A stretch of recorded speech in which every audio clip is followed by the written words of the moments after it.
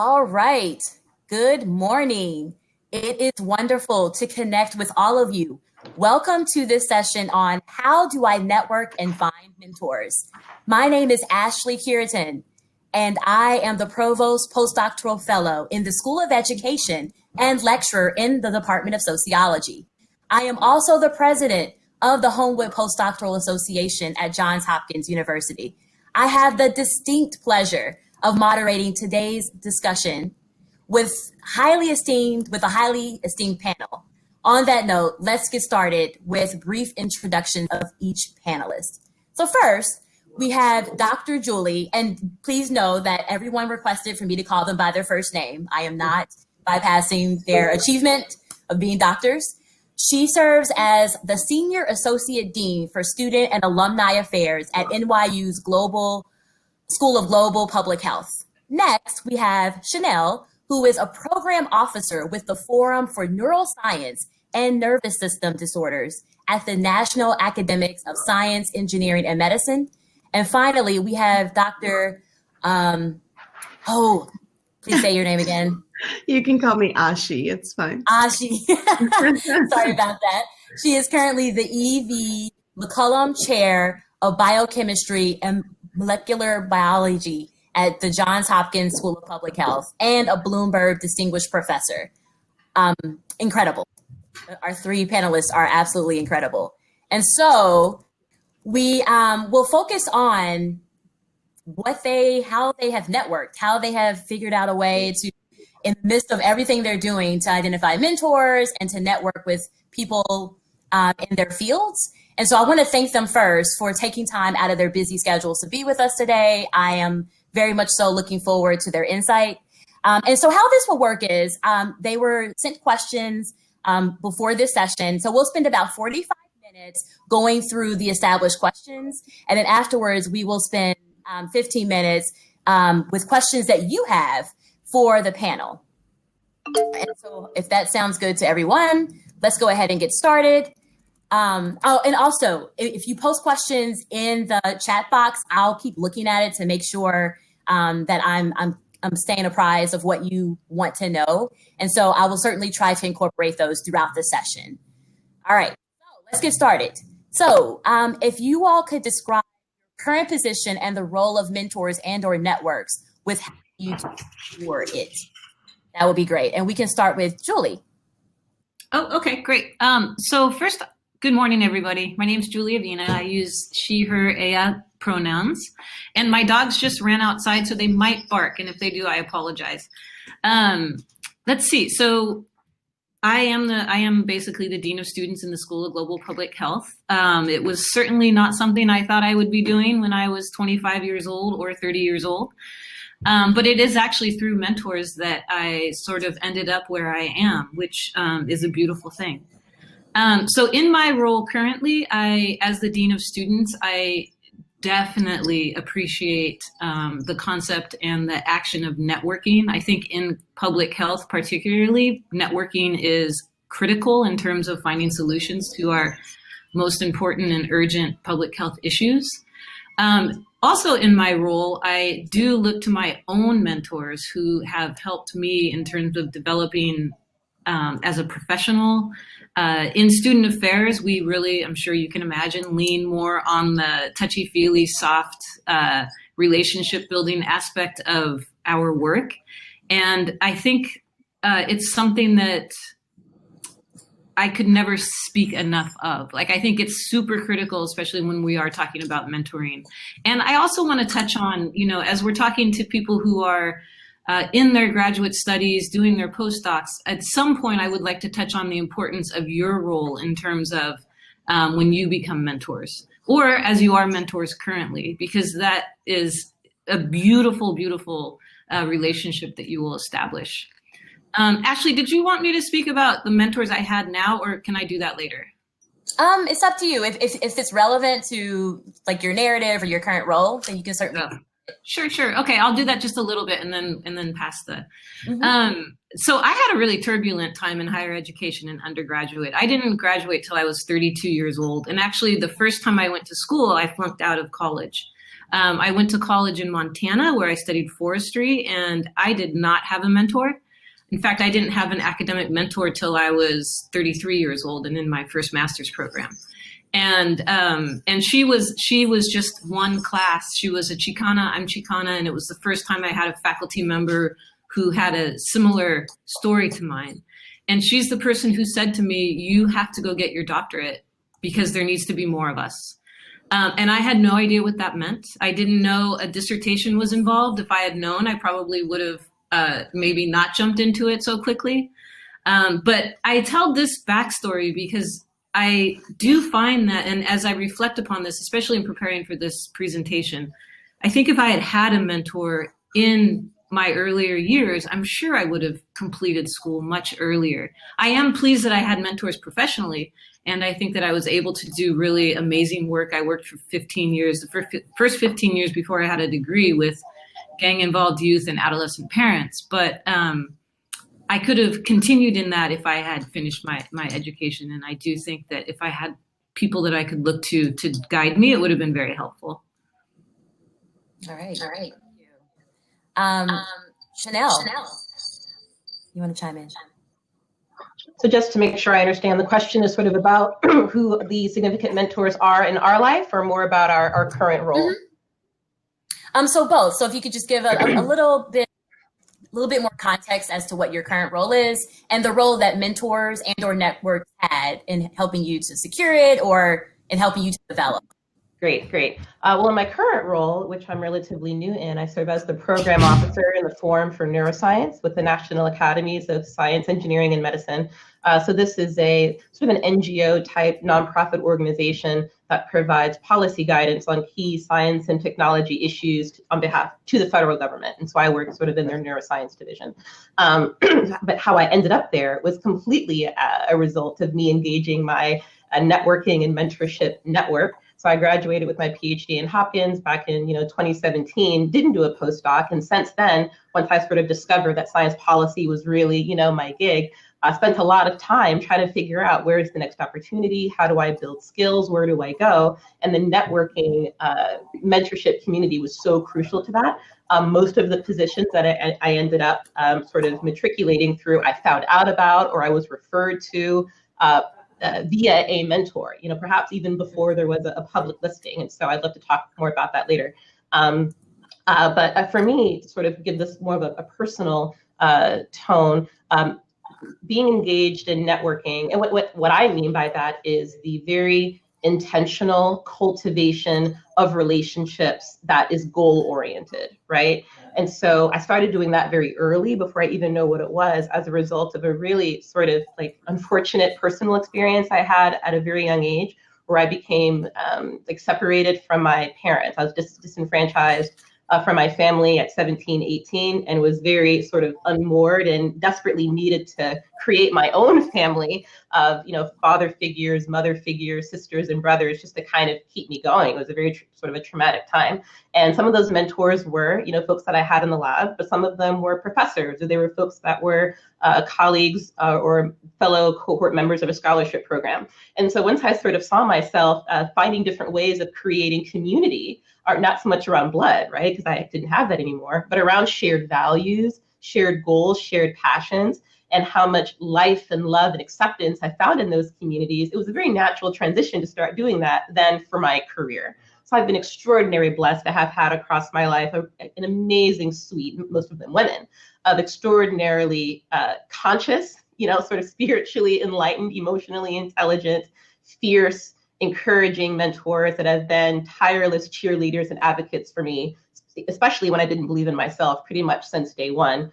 And in another capacity, this has driven me to really pay it forward. So I also serve as the mentorship and professional development coordinator with the National Science Policy Network, where that is what we do, building community, sort of helping to forge these really meaningful and often life-changing connections between early career scientists and folks that perhaps might be, mid or later career, to help them steer the way. I cannot understate at all how especially crucial this is if you are a woman or if you are a person of color, right? Because the challenges you face matriculating through any system, academic, policy, science writing, politics, or whatever, will be different, for you. And so having someone or a suite of people that can help you prepare and build resilience, to those challenges is absolutely foundational. And the research is strong that one of the best predictors for resilience and continued success in your career path, especially if you're in a minoritized community, is a strong suite of mentors. And when I say suite, I mean I had mentorship for wanting to be a high earner. I have a number by a certain age. Mentorship for thinking about how to build a family. Mentorship for professional speaking. Mentorship for sort of my career development. And so finding people in your life that are just badass at these things and saying, hey, show me the way. I think another thing about being a mentee is being unapologetically bold about what it is that you want, because we'd be very surprised at how incredibly willing people are to help. And so it helps to have a good vision of where you're trying to go, and then find people that are willing to just cheerlead you all the way there. Oh, and just for our speakers, a friendly reminder, when you're not speaking, if you could put yourself on mute, that will help to kind of eliminate any noise. I know. And thank you in advance. And then finally, if we can have a few words from you, from Ani, about your experiences. So I don't even know how to follow that from Chanel. She's amazing. Indeed. So my story is slightly different. I am an immigrant. I moved here on my own at 17 years old with 2 suitcases to my name. And to me, having people just like both Julie and Chanel to mentor me and sponsor me was so critical. So one of my earliest mentors was a person who was a director of admissions at St. Mary's College of Southern Maryland, which is where I went when I first came here. Someone who helped me navigate, coming to a completely different culture. I grew up in a in an English speaking culture. So the language barrier at least was not there. But I was still in a tiny college of 1,200 students. I stuck out like a sore thumb. And so having mentors there, people, that I ended up babysitting for, who also helped coach me as to how to better assimilate and learn and navigate my way around the culture was important. Having professors, I knew from the time I was 16, I wanted to do cancer research. It's what I do today. And so having mentors who helped me find internships that would get me there was also critical. Unlike both Julie and Chanel, who seemed very intentional about the mentors that they sought and found, I will admit that I kind of, like a bit of a tumbleweed bounced from one thing to the other and was lucky to find great people along the way. Having said that, I will say, especially to any students listening out there were plenty of detractors as well. I was told not to bother going to graduate school. I was told not to bother pursuing a PI job. I was told being a chair would be too difficult, all of these different things, every step of my career. But I overcame that through discussing the challenges and the pros and cons with the amazing mentors I've been able to build up over the years. And I think that is really one of, I think many of us struggle with things like imposter syndrome, and having mentors really helps you cope with and deal with those kind of challenges. In my current role, I chair a department, so now I am a mentor for many, many others. But I think that one of the most valuable lessons I was taught early on is that at every stage in your life, you still need a mentor. And I'm very lucky because my fellow chairs act as mentors for me. I know if I have issues, I can call them and say, okay, I'm new to this. I've only been there a year. How do I cope with situation X or Y? The same mentor who mentored me through lab work when I was 20 years old is still at Hopkins and still a mentor to this day. In fact, he's part of the reason I even applied for the chair job in the first place. So I can't describe how critically important having mentors is. I wish I had been as intentional and focused as Chanel along the way, but I was also very, very lucky. I am glad that you did not take heed or listen to the people who were trying to detract from your success. You are thriving. You're doing so well. And so my next question, it may seem somewhat intuitive, but what makes a good mentor, right? So what are qualities that that our postdocs, that our doctoral students should really look for in a mentor? I guess I'll start with saying that whenever I'm asked this question, I always say you have to draw a line between a mentor and a sponsor, right? To me, a mentor is someone that you have a close relationship with. You can go cry on their shoulder when things are tough, and they help you navigate sort of the ins and outs in the day-to-day. A sponsor is different. A sponsor is someone you may not know as well, but the person who brings you into the room, who thinks of you when there's an opportunity to give a talk or an opportunity to collaborate on a project, which mentors do as well, but sponsors may have more influence, outside the realm of just your local environment. If you Chanel? A response to something in the chat. All of these questions are really great. Let's see. Oh gosh, there's so many, but I guess the key for me that rise to top of mind are emotional intelligence. Someone who can see you as a holistic, fully realized person, someone who's more interested in developing your unique full potential, finding and encouraging your innate genius, whatever that is, as opposed to sort of top-down projecting you into a mini-me of themselves. Someone who's able to treat you like a respected co-creator of that intellectual space. This is in the context of like an academic lab, right? Someone who really respects your opinion and ideas and invites that critical feedback. Someone who you can see yourself having an uncomfortable conversation with and coming away okay. Like maybe it's a little, tense because that's the nature of a difficult conversation, but you're not totally like shook to your bones and like rattled and rethinking your whole life, right? Someone who you trust, right? It's an intimate relationship, especially with PIs. That's a lifetime relationship that your names are connected. And so is this someone that were you not their mentee, maybe you'd be their friend in a different universe? Because that's what's going to happen when you graduate, they'll hopefully become friends or friendly. So thinking really longitudinally about sort of what are your needs, and so every personality, so for me, I'm highly relational. I know that I'm emotional. I know that I need words of affirmation. I know that I need like constant encouragement, and so having a mentor that can hear that and say, okay, I can do it for you.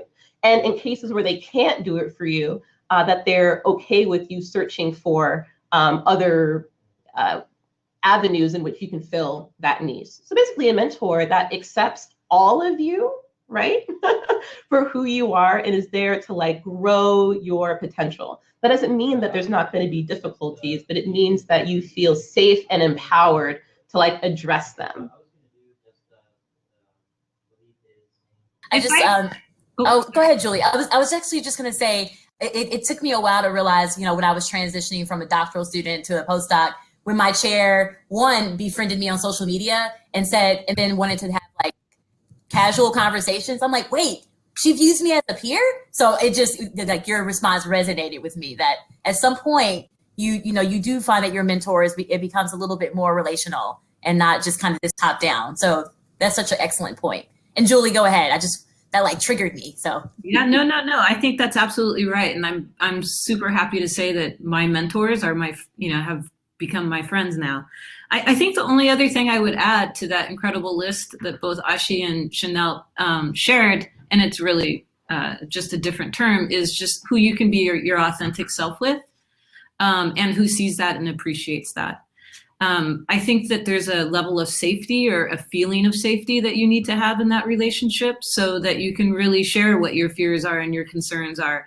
My mentor in my doctoral program at Teachers College she literally told me, because she knew me so well, I could not get a full-time job. She just said, if you get a full-time job, you will be ABD for the rest of your life. Nobody else in my world would tell me that. And to be honest, I was raising 2 kids and was, really would have liked to have had an income, but she just said no. So I listened to her. So I think that authentic relationship is absolutely critical. I also, sometimes when I think about mentoring, I mentioned that professor I had in my master's program. Sometimes I think that they can be brief. right? It can be a brief 1 year or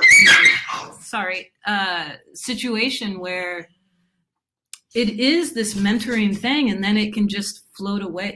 Like it doesn't have to be forever in your life. So those are just a couple of additional things. And I will say that the mentor at Teachers College is now very close. Sorry about that. No worries. And so in the chat asking Julie to show us the dog. So I'm not opposed to that. If you're okay with that? That's the beautiful thing about online. You get to see people like in their natural habitat. And I know for me, I'm sometimes curious. I'm like, the dog or the cute baby off to the side. So yeah, it kind of makes us feel, it kind of humanizes us a bit more. So my next question, and you've kind of touched on this already, how can doctoral students and postdocs make the most out of their current relationships with advisors, faculty mentors, supervisors?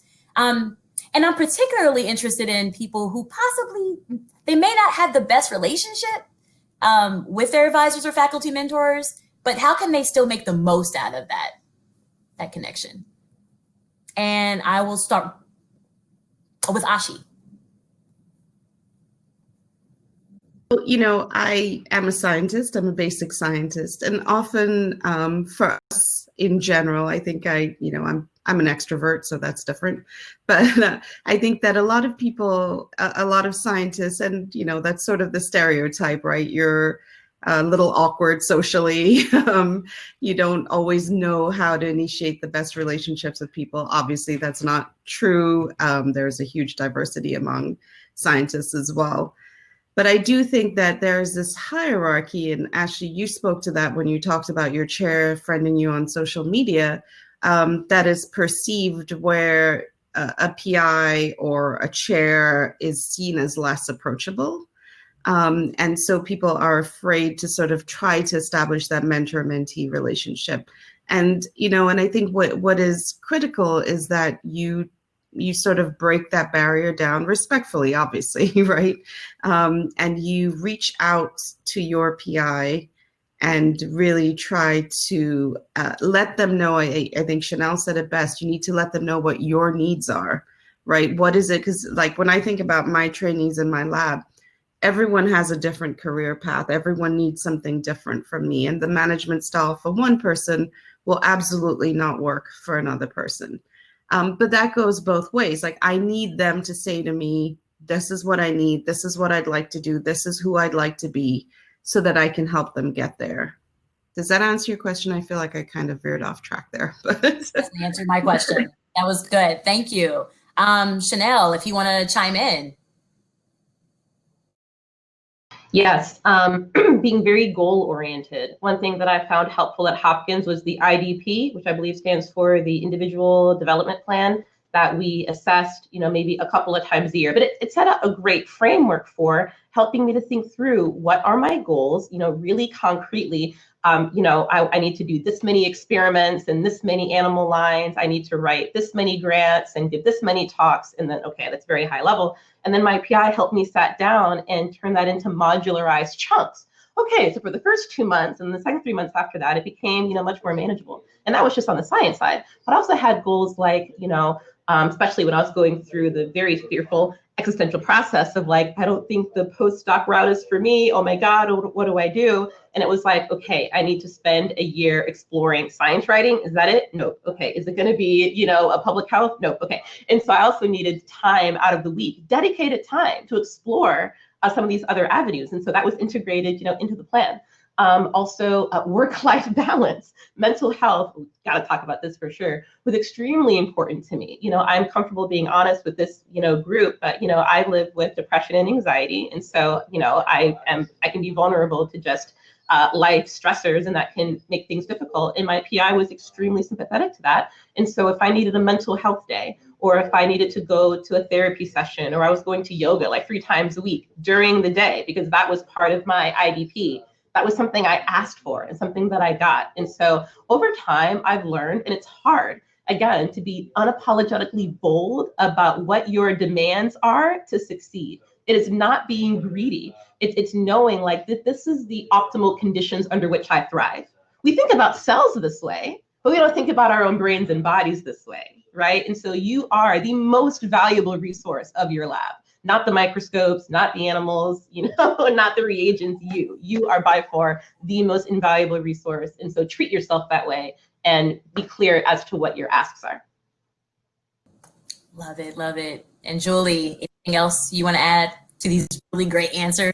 Well, yeah, I think what I want to add is that as a person who is 55 years old and, at the other side of my career, still listening to what these incredible women are saying is influencing me and teaching me, right? It's like these lessons are always relevant. And I think that we need to remind ourselves that even when we're sitting comfortably in whatever our positions are, we're always changing and growing, just like cells, I think, although I'm not a scientist. But yeah, I think that's important. The other thing I was going to say in terms of your specific question, Ashley, is I think that casting a wide net. So I have seen students who are stuck in these relationships that with their mentors that they don't feel is productive, or they're not getting the responsiveness that they're hoping for, that they need to move forward. And I always encourage them, look for more, like find other folks, find other influences, ask for other resources or potential mentors in areas that are also of interest to them, because you don't want to just limit it. Can I add to that really quickly, Julia? That was such a great point about, let's say you have a mentor, it's not like such a great alignment, right? Again, I'm trying to remember the privilege that I've had of having really, really wonderful mentors, but that's not the case for everyone, and that's really unfortunate. And so when the relationship is difficult, it can be helpful to think about what is your mentor good at, and then present them with opportunities to be good at that thing to your benefit. So perhaps you have a very critical mentor, right? And they tend to be good at noticing problems and like thinking through challenges. That can be really helpful, right? But maybe you go to a different source for that constructive criticism or for the affirmation or for, other aspects. And so if you can sort of identify, okay, where can an aspect of their innate genius be leveraged to help me? And also mentors will feel better if they have the sense that they're doing a better job. It puts them in a position where they know how to succeed. That can be something that you leverage. So hopefully every mentor has one thing that they're good at, which you can appreciate and exploit. Can I add to that as well? Yes, please. So, they're both absolutely right. I will say every now and then you will have one mentor who, at least to you, has no redeeming qualities whatsoever. I'm sorry to say it. I think many of us have been there. I certainly have been there. And my advice is that's where you seek mentors beyond, as you were saying, mentors who provide affirmation, if your mentor is super critical. But you may have to seek mentors even beyond your institute. And I think that might answer one of the questions in the chat. For me, it was really critical early in my career. I was in a terrible situation, but I was a member of, the cancer I work on is melanoma, skin cancer. And I was a member of an organization that brought together all of these skin cancer researchers once a year. And for me, that was a society where I got a lot of important feedback on my research, but also personal and professional feedback. So I encourage trainees, when they have the opportunity, to make those networks at meetings and beyond. And I understand it can be awkward. If you have a good mentor, they can introduce you to people in the scientific community around you. I do remember one of my very first meetings, I was the only person there who wasn't a PI, and that felt so awkward. But then there was another postdoc who was there who was so kind and kind of just brought me to the table.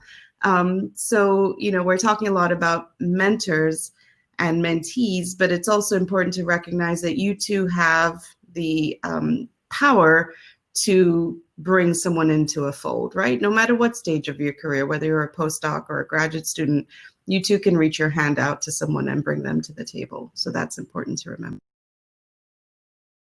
So we're going to take a commercial break and look at some of these questions in the chat because they are super good. And so Abby asked, what about when a mentor becomes too much of a friend and doesn't further your career? So on the opposite end, right? Like they're like, hey, we're buddies.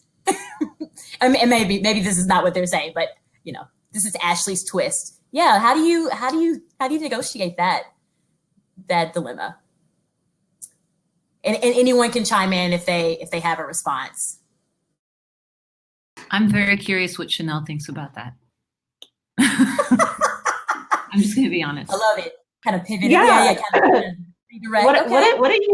What a unique and interesting dilemma. Well, the benefit is that since this person is your friend, that presumably you have a really healthy way to communicate. And so it's like, hey, in the context of this role, this is what I really need from you right now. And again, just being really explicit. I really need you to connect me with these people. I need you to review this paper with a highly critical eye.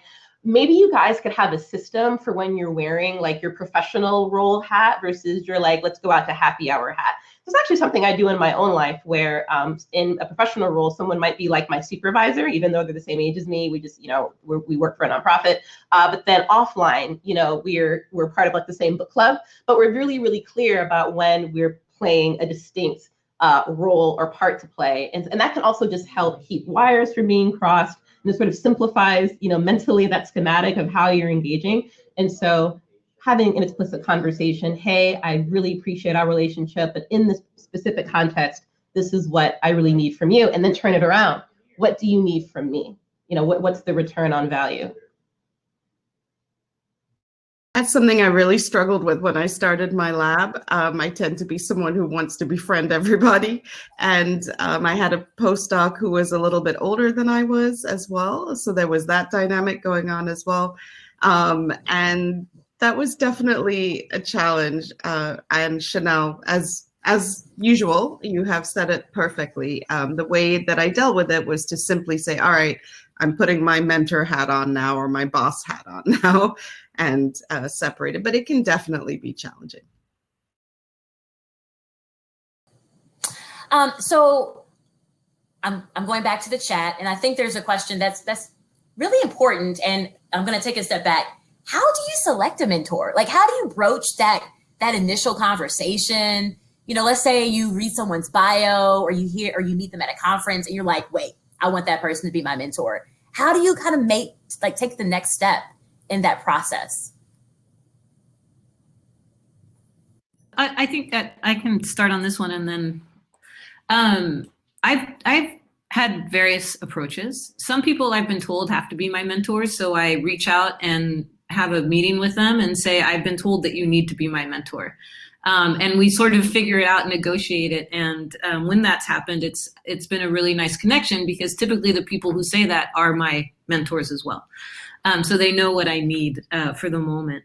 In terms of in an academic setting as a student, I think taking a risk, right? Like for me, it took me 4 times to get my professor to agree to be my mentor. Just following her after class and going to office hour, like literally I felt like a puppy, like, will you please, will you please, will you please? And she finally did, and it changed my life. Like without her, I don't think that I would have graduated as quickly or be where I am.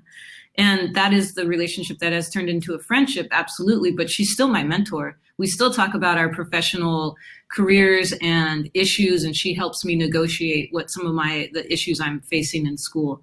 But I also, when I meet with students and talk to them about who I think would be good matches for them, like I have those conversations. And how do you reach out to this person? It's scary. What do I do? And people like to help. Like we want to mentor people. We want to help raise up people. And I think that if you're doing it like authentically, and as Chanel says, like boldly, and this is what I need, this is what you have, this is what, I would love to learn more about how you did this. I think in general, people are open to it. Now, granted, some people are really busy, right? And even with their own mentees, they don't have the time. But I think in general, it can be very organic and very, very warm and inviting. Any other? Yeah, I think in the real world, I'm calling like outside of academia, the real world, it's often not quite so explicit and structured. I'm thinking about the Dr. Seuss book, like, will you be my mother? Like, are you my mother? Like that level doesn't always happen. Often what ends up happening, okay, sometimes I'm really strategic about it where I identify a person that on paper looks really great, but I don't jump out the gate with like, will you be my mentor? That's a big lift and you haven't had any, engagement time. But I'll be like, hey, can we have a coffee? That's like the best thing, right? Or a virtual coffee to chat. And then, oh my God, this conversation was so great. I'd love to follow up. If after like 2 conversations, it's really clear that this could be, like a venue for like a richer, longer term discourse, I might then say, could we set up a standing appointment every whatever to like continue this conversation? And then you sort of have ended up like walking yourself into a mentor relationship. But I think it's always good to sort of, I don't want to say like test the waters, but sometimes you might get all the information you need out of like 1 or 2 engagements. And then you're like, okay, I have it and I can run. Other times you might ask, can I talk to you more regularly? Or even if a question pops up on this issue, can I just give you a call and just ask you about it? So perhaps you're not meeting regularly, but they're on your short list for like, hey, can I have like 5 minutes of your time? And now, you have that person sort of in your sphere as a resource. It almost sounded like dating at the beginning. You're like, oh, 2 times and then see how it all works. I was like, yeah. it's like a little dance, right? It's a little dance to see if it's a good fit, which it kind of is. Like, is it a fit, right? Okay. And I don't know if you want to offer anything else. The only thing I'll add is to not underestimate the value of social media with this. So I spend a lot of time on Twitter, as people in the chat would know. And I've had so many amazing young scientists reach out to me over Twitter. And that's sort of a safe space for both people in the sense that, they feel like they're not in your face. They're just inboxing you. You can choose to respond or not respond, right, to a message. And for me, it allows me to look at the student, look at their bio, and respond to them and say, here are pieces of advice in response to your specific question. Or if you'd like to set up a Zoom call and talk, I can do that too. And I think, we can all argue the really like awful parts of social media. There's plenty of them. But, what I call science Twitter has been an incredibly useful tool, I have to say. Ashi, thank you for that. And that's a natural segue to the next question I was going to ask. If you're on social media, I'm a Twitter lover as well, and LinkedIn. And I imagine a lot of academics, if they're not on it, they're probably adapting to it. How have you been able to leverage those social media platforms? And you've already kind of touched on it already, like people kind of nudging you. But if others want to add, like how do you leverage that if you're utilizing them? Okay, I love to speak on this issue because I scrubbed my social media at one point and like totally rebuilt it from scratch with exactly this in mind. So my Twitter and even to some extent my for sure my LinkedIn are like built around the idea of like branding, announcing who you are, not to the entire world, but like to your specific community. And so that there are keywords that they immediately know, who you are and what you're about, because then other folks in your community will recognize it and want to link with you. So there are so many people who we were like Twitter fans of each other before we ever met in person. We got on a first call and it's like, oh my God, I've been following your work for like years, and it's via Twitter. Twitter is really, really powerful because, find your hashtags. Oftentimes there are Twitter virtual events. Twitter is where I often find out about great, conferences that are happening. And then you often find out who what I call like the thought leaders are in a particular field, at least on social media. Who is often out front with the most compelling, memeable, shareable, viral ideas. And then I look to see who their followers are and what networks they're on. And so for me, it's like hashtag SciPol, hashtag advocacy, hashtag Black in STEM, hashtag queer in STEM. And then you can sort of announce yourself to your group with all your various hashtags and say, hey, here I am, this is what I'm about, and I'm looking for X. All the time on my Twitter, I'll see people who are asking for help applying for a fellowship that I might have some experience with, or they're looking for someone to sit on a panel, and perhaps they're looking for diverse candidates.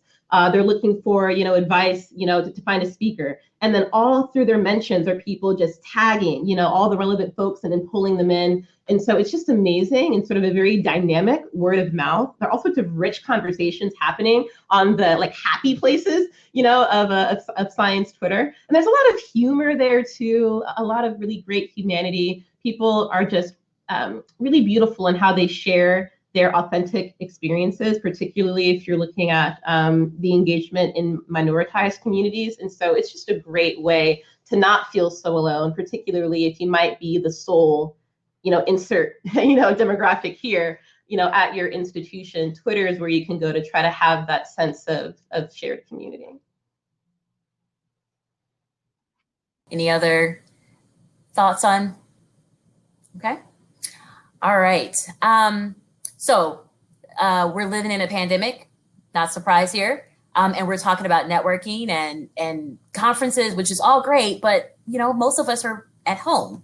So how can people maximize on, perhaps they're attending lectures and online conferences, they're not able to interface with people face to face. How can they maximize on those experiences to develop mentors and networks? And anyone can chime in when they're ready. What I have to share is just very short, but I have found that so many schools and institutions are putting on so many different webinars, and because we don't have to travel to them, right? We can just put it in our Zoom. I think that there's more of an ability to engage at different places, which I think is a fantastic opportunity for students in particular to hear from other experts in the fields that they're interested in. So I think that in and of itself is opening up doors and windows for people to think about and hear from potential mentors or potential relationships that they can begin to establish and build upon.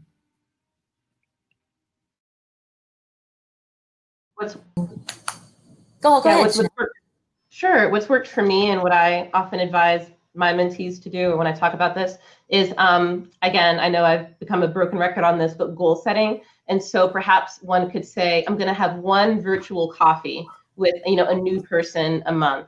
And, I want that person to be perhaps a potential career mentor or potential family planning mentor or, money earning mentor. These are just my examples. And just say, okay, at least once a week, I'm going to try to find, a 30-minute time slot.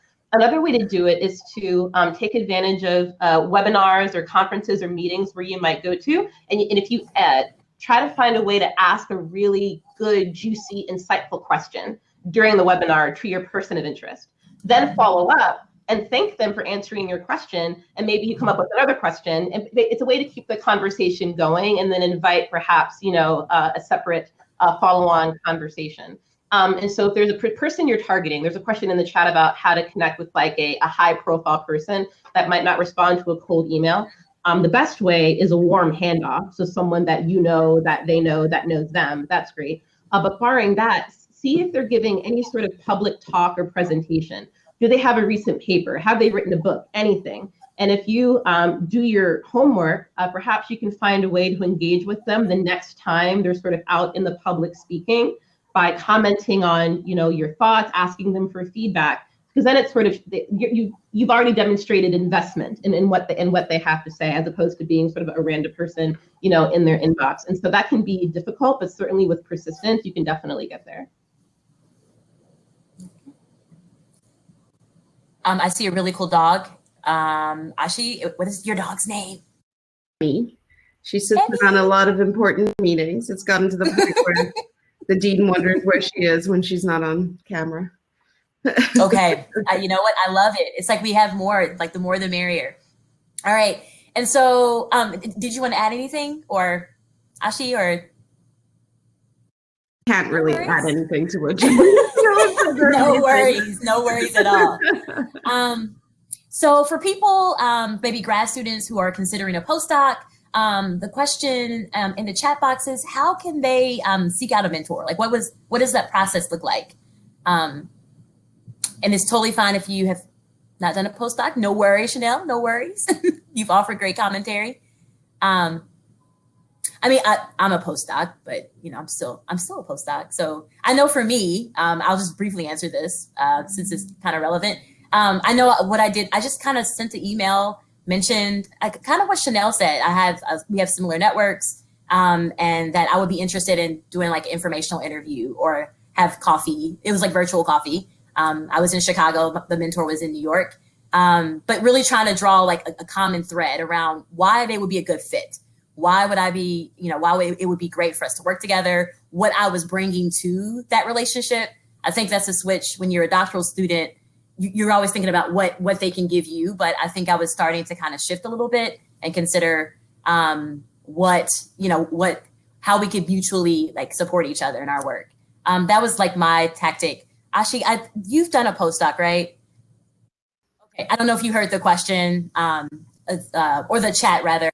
The chat question is, how can someone choose a mentor if they're interested in doing a postdoc, like how they can secure that? Right. So, for me, it's always been about the science initially. Mm-hmm. So identify the areas of science that you're interested in, or, whatever, insert academic discipline here. But then it's really important to, so one of the most important things I always tell my grad students when they're leaving and looking for postdocs, identify the science, but then identify your connection with that mentor. Like when you go on an interview, talk to their lab and talk to their lab in the absence of their mentor, because that's going to be so critical for understanding what the lab environment is like, right? Because these are not easy years. Getting your PhD is not easy. Doing a postdoc is not easy. It's a lot of work. It's a lot of mental stress, and being in an environment that allows you to take care of your well-being is going to be very critical. And identifying mentors, and maybe you're not someone who needs that. Maybe you're someone who likes to work 15 hours a day and all you care about is that Nature Cell or Science paper. Great, find that mentor. But maybe you're someone who has a family and needs to focus on their little kids and needs to be out of the lab by 5 to get your kid from daycare. Then find a mentor who will support that. So the science, to me, the science is number one, but it's equivalent to finding that mentor that allows you to also live your life the way you need to live it. Thank you. I'll go back to my list of questions. Can you describe any pitfalls that young professionals should avoid while networking or securing potential mentors? So you can certainly draw on your personal experiences, or imagine all of you have mentored quite a few postdocs and or graduate students. So what are things, you would advise young early career scholars to avoid? I thought about this too, Ashley, when I was looking at your questions, and really thought hard about when students have one mentor and that's what they're relying upon, is that one relationship. And that's because we don't know what our faculty are going through, or if they're thinking about applying for another job, or, we just don't know. So I think trying, like I said earlier, to spread a wide net, I do think or not super wide, but having at least 2 or 3 people in the institution that you're in is critical. And also, like I've had students who are so invested in their primary mentor institution to follow them when they get other jobs. And at first I was cynical about that, right? Like, really, is that really something you want to do? It's uncertain. We don't know how that person's going to land in their next position. So I think really having honest, again, authentic conversations with ourselves and with our mentor about taking those leaps, right? And having that much trust and faith is really, really important, because those are major, major decisions that can impact somebody for the rest of their lives. So I think really considering those things, like how primary is this? And those are the 2 things that bubbled up for me the most when I was considering this question. Thank you. Any other? So can I jump in? That's such an important point. So I bore a huge responsibility when I moved here, because 6 out of 7 of my lab members moved with me from Philadelphia to Baltimore. And, and one of them even changed her degree. So she was a graduate student at Penn, but Penn wouldn't let her continue her degree at Hopkins. And so she switched her degree to Hopkins altogether. And so, so to me, like, it's so important as a mentor that I ensure that their experiences live up to the fact that they, change their whole personal lives to come with me to Baltimore. And I know it's only an hour and a half, but it's still a big deal, right? And so, so I think that it's such a great point to not, and, and I encourage them, I'll help you find other labs, I'll help you find other mentors, just let me know what you need. But in the end, they chose to come. And to me, that's a huge responsibility as a mentor. And as a mentee, I think it's really important to weigh that decision so carefully. Hopefully they don't regret it. We'll find out when the pandemic's over if they do or not. That's amazing. Like, that is such a testament to your mentoring. That's beautiful. You're very sweet. I think they're an amazing group of people. I'm very lucky. Wow. Chanel, do you want to offer any insight? Yeah. I think one thing is not forgetting to thank them. There's some questions in the chat about how do I rekindle or reconnect with a mentor from a long time ago. And I don't think you necessarily need a rhyme or reason if it's just, hey, I was reminded of you because I was thinking about how instrumental you were in X. And I'm just reaching out to say that this is what I'm insert update here. Thank you so much. I've reached out all the way back to like my high school science teacher just to tell them thank you because I thought of them one day. I mean, maybe that's just like certain personality types. I don't know. But it doesn't have to necessarily be so transactional. You don't always have to have an ask. I mean, if you do have an ask, have your ask. But if it's just sort of that sentimental, that, they saw me through a tough time, or they were just a really good mentor, really good mentors work at it. It's thoughtful, it's intentional. They sit at their desk and they're taking notes on you, how to really develop you. And so I think for the ones that are especially, skilled at it, a thank you goes a long way, and it's always good to feel appreciated. Great. All right, so back to our chat box, which the questions are flowing. So, so the question is, as an international, I'm not sure if it's a student or a postdoc, but I imagine we could just say anyone who maybe has a different identity than their mentor or their potential mentor. How do you find mentors that do not share your experiences or stories and may not understand your unique issues that apply to you?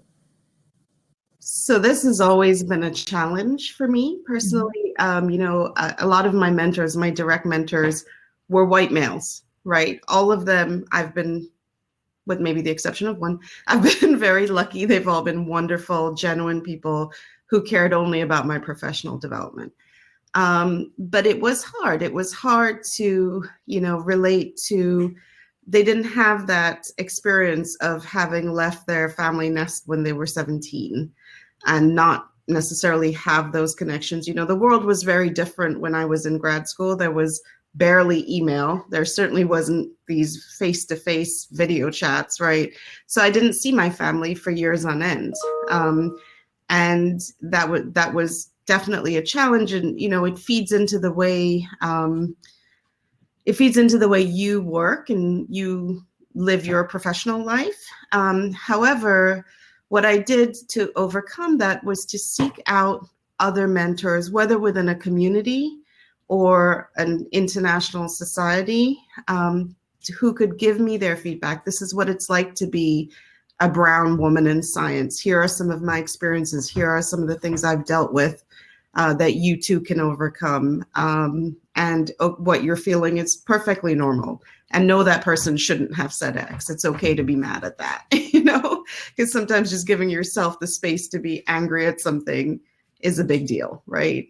And I think in a way, that's another way social media has really helped with that because, so you can't, people have difficulties with the way they approach other people, maybe even saying their names or, that's something I've dealt with my whole life. So, I'm introduced at every conference as just Ashi. I'm okay with it. I find it funny, but I understand that there might be people who are offended by that. So anyway, so just to say, seek beyond your walls if you need to find that representation, because it's there, you know. Call me if you have to. All right. And since I was guilty of also mispronouncing your name, which I am very sorry about that. Don't apologize. So gracious. Seriously, Thank you for being great. That's how you know it's a good mentor, when they don't make you feel bad when you make a mistake. See, they're modeling what that looks like. And say, so I think we have time for maybe one more question. And so, they're also good, you all. They're also good. This one's a good, like, final kind of takeaway. Are there any resources or recommendations about networking or reaching out that you would recommend? Especially, you know, you mentioned imposter syndrome. You mentioned, you know, people from underrepresented groups. They may have fears about kind of approaching a possible mentor. Like, what are like strategies, maybe things that people can do to overcome that initial fear they may have for whatever reason? System. Have a cohort, do it with the group, an accountability partner. And so if you have your goal, I'm going to do like one virtual coffee a week, maybe have someone who can partner and do it with you. And then you sort of text each other, hey, I just had mine. Did you have yours? I didn't have it this week because life got crazy. No judgment. It's just a safe space so that you don't feel so alone, like working out or trying a new diet or anything like that. Let's see. What else? You know, I find in professional societies, there's a lot of more intensified focus around this, particularly for early career scholars. And so leveraging those resources through, you know, whatever your specific field is. If you know someone, if you happen to know someone personally who happens to naturally be really good at mentoring, perhaps you could ask them, like, what are you doing? You know, what works for you? And then, you know what? If it feels scary, that's not you're not necessarily doing anything wrong. New things feel scary and new things feel uncomfortable. So, you know, if it's to the extent that it's paralyzing, of course, that's going to be not helpful. But, you know, it's okay to sort of acknowledge it, feel it, say it's really uncomfortable for me to make this explicit ask, but I'm gonna do it anyway, you know? And what do you need to sort of get to that like punch, I'm gonna do it anyway? Is it that accountability buddy? Is it I'm gonna reward myself with my favorite snack afterwards? Like at some point, you know, you do have to just say, you know, this doesn't feel good, but it's okay because I know that this is the right step for me. So I use a lot of positive affirmations, I meditate, I think mental health is a really important part of this conversation as well in terms of confidence, your own insecurities, battling imposter syndrome. So, and just know, you know, like at the risk of being, you know, perhaps a little bit spicy, there are a lot of like less adequate, rather mediocre white guys that don't necessarily feel all of these challenges. And so you're not alone. Like it's okay to advocate for yourself. It's okay to fight for yourself. And it might feel weird just because we're not used to doing it. But like anything, you get better with practice. So true. All that. Ashi, Julie, any final, maybe like 30-second kind of response to this question? Or all I want to say is I'd like to bottle Julie's wisdom, your energy, and Chanel's like incredible, bold, fierce communication skills. And then I think we could just distribute that to everyone and everyone would be great. I feel like I have 3 new mentors. I don't know if if others are walking away. Like I'm embracing this. So I think on that note, we will wrap up. I told you were in for a treat. I think I was right. It's safe to say I was right. I think we got to most of the questions. If we didn't, I wouldn't be surprised if the 3 panelists, you know, they would probably be open to you reaching out to them since they've displayed such great mentoring qualities. And so please allow me to thank Ashi, Chanel, and Julie for their candor, for their insightful information. Thank you for taking time out of your busy schedules to be with us. And I hope that all of you will enjoy the rest of the day. I'm on Twitter, so follow me. If other people want to do a shameless plug, you can type it in your chat. Even the people like in the chat box, if you want others to follow you, since we're talking about networking, why not like start the ball now? So once again, thank you again, and I hope to see you soon. Thank you so much. All right, thank you. Bye. Bye-bye.